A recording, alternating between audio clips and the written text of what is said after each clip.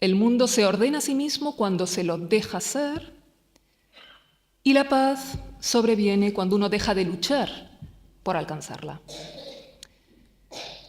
Y lo interesante es que esta es una experiencia arquetípica, con toda seguridad resonará con vuestra propia experiencia, y como tal experiencia arquetípica ha estado presente en todas las grandes tradiciones sapienciales, espirituales, ha estado presente revestida de distintos marcos teóricos, de distintas cosmovisiones, de distintas antropologías, pero es muy significativo y es interesante que todas estas tradiciones apunten como algo central a una experiencia que es estructuralmente análoga.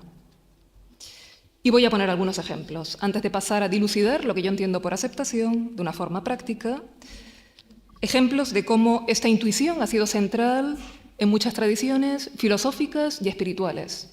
Los ejemplos que se podrían poner son ingentes, pondré unos pocos.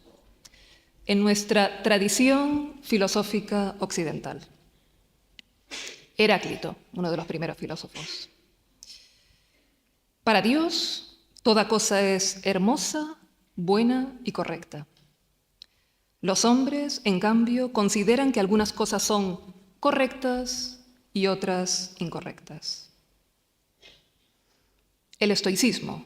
En la tradición del estoicismo, esta vivencia, la de la aceptación, es central. La esencia de la vida filosófica es la aceptación, el vivir en armonía con la realidad. La aceptación lúcida de la realidad es la tarea de la filosofía sapiencial y la serenidad, según los estoicos, es el signo y el aroma de la aceptación. Epicteto. En esto consiste la educación filosófica, en aprender a querer cada una de las cosas tal y como son. No pretendas que los sucesos sucedan como quieres, sino quiere los sucesos como suceden y vivirás sereno. Marco Aurelio. A la naturaleza que da y que quita todo, el que está instruido y es discreto dice: dame todo lo que quieras, quítame lo que quieras. Esto lo dice sin animosidad contra ella, sino solo obedeciéndola y teniendo buena fe. Todo se me acomoda, lo que a ti se acomoda, oh cosmos. Nada me llega tarde, nada demasiado pronto, si llega al punto para ti. Spinoza. Spinoza recoge esta idea del estoicismo, de la aceptación como la esencia de la vida filosófica. La filosofía de Spinoza es una filosofía de la afirmación de la vida. Según Spinoza, allí donde la vida se afirma a sí misma y se potencia, hay alegría. Y la pregunta ¿es posible esta potenciación constante de la vida? ¿Cómo es posible un sentimiento de alegría y de potencia permanente si continuamente nuestra voluntad, las cosas que queremos, están entrando en conflicto con la realidad? Y Spinoza dice que sí, que es posible una alegría constante, un sentimiento de máxima alegría y de máxima potencia, pero solo cuando nuestra voluntad quiere lo que es, en la aceptación del orden de las cosas. Y dice Spinoza, en la medida en que vivimos en conformidad con nuestra mejor parte, no podemos querer sino lo que es necesario, ni en términos absolutos podemos sentir contento si no es ante la verdad, ante lo que es. Nietzsche. En el inicio de la primera edición de una obra de Nietzsche, La Calla Ciencia, cita unas palabras de Emerson, un filósofo por el que algunos sabéis que tengo predilección, y son las siguientes palabras. El poeta y el sabio consideran amigas y sagradas todas las cosas, útiles todas las vivencias, santos todos los días, divinos todos los hombres.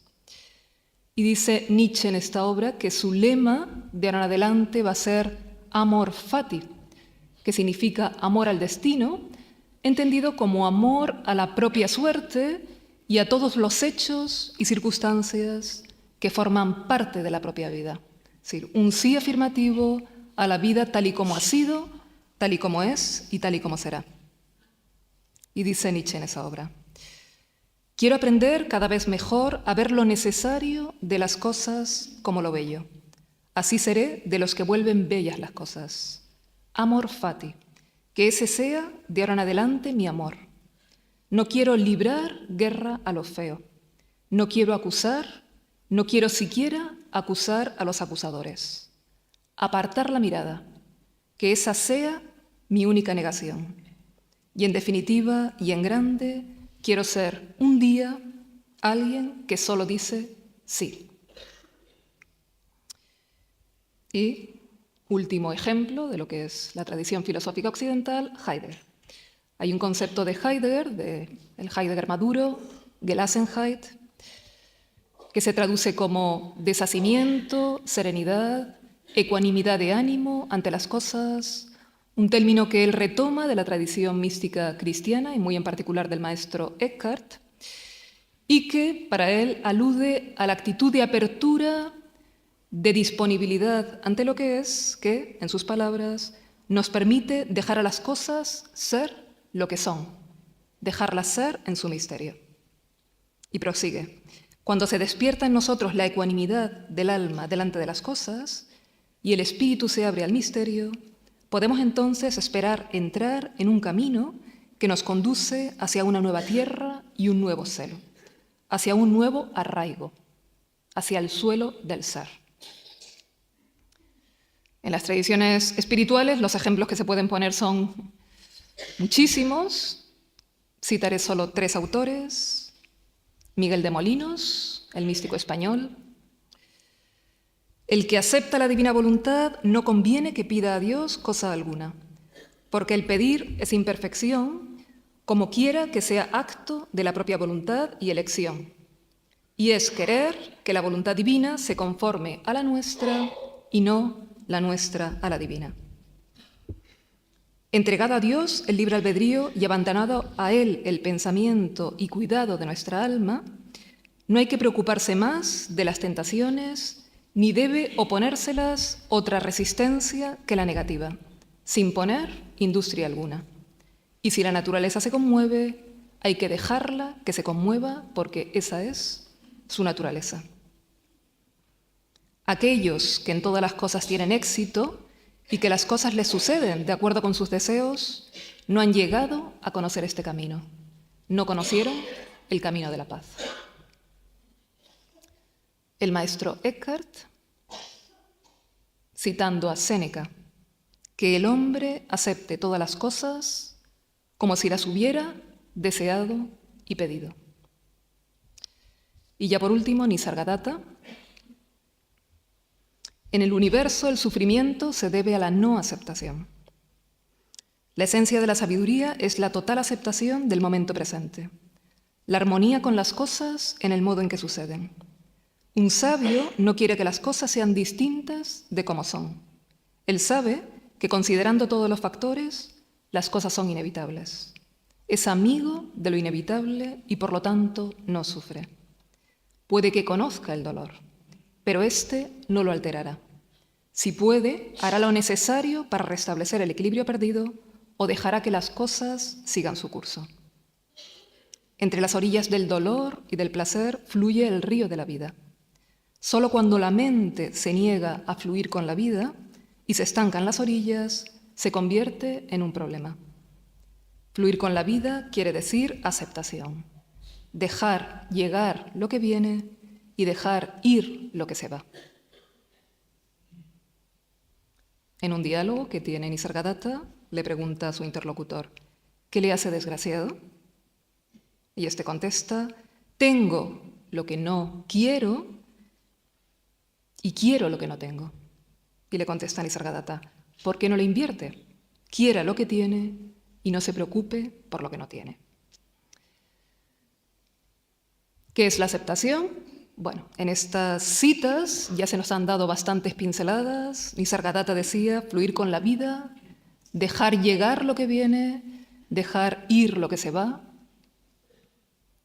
dejar ser lo que es, amar positivamente lo que es, o decir sí a lo que es, respetar la realidad frente a desafiarla. Y un poquito la pregunta que nos podemos hacer ahora es, ¿por qué este reconocimiento universal? ¿Por qué esta insistencia en el poder de la aceptación? ¿Por qué una actitud que de entrada puede parecer de sumisión, casi de impotencia, termina siendo la forma más elevada de autoafirmación y de potencia?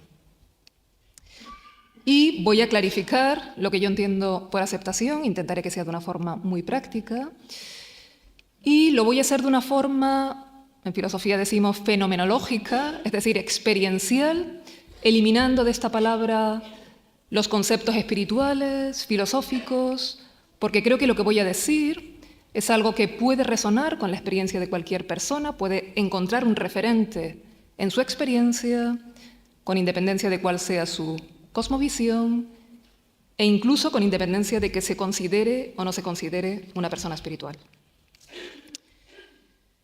Y para aproximarnos a qué sea esto de la aceptación, comienzo de nuevo con una cita de Nisargadatta. ¿Cuál es la utilidad de la verdad, de la bondad, de la belleza?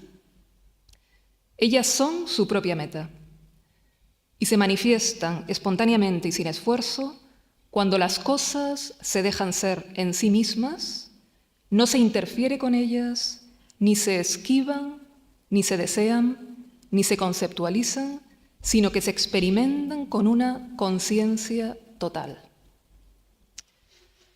Dejar ser las cosas en sí mismas, experimentarlas con una conciencia total. Nietzsche nos decía, ¿no? Apartar la mirada, no concienciar, que esa sea mi única negación. Pues una primera aproximación de lo que entiendo que es la aceptación podría ser lo siguiente, en palabras sencillas y cercanas a nuestra vida cotidiana. Aceptación es la capacidad de estar con lo que hay, de concienciar todas las dimensiones de nuestra experiencia, de no resistir la experiencia plena de lo que sucede fuera o dentro de nosotros, de permitir su total desenvolvimiento. Aceptar es concienciar, y esto tiene una doble vertiente, mirar y sentir absolutamente todo sin resistencias y sin censuras. Y en esta concepción de la palabra aceptación ya está implícito también lo que es la autoaceptación. Autoaceptación es asumir lo que somos aquí y ahora, y esto en la práctica se traduce en la disposición a enfrentar, a mirar, a asumir, a vivenciar todas las dimensiones de nosotros mismos, todos los aspectos de nosotros mismos y de nuestra experiencia sin negación, sin rechazo, sin reproche, sin censura. Y esto equivale también a fluir con la experiencia personal o a dejarnos ser lo que somos. ¿Y qué es lo que nos impide aceptar? Lo que nos impide aceptar siempre es lo mismo, es la mente que dice no. Esto no debería ser como es.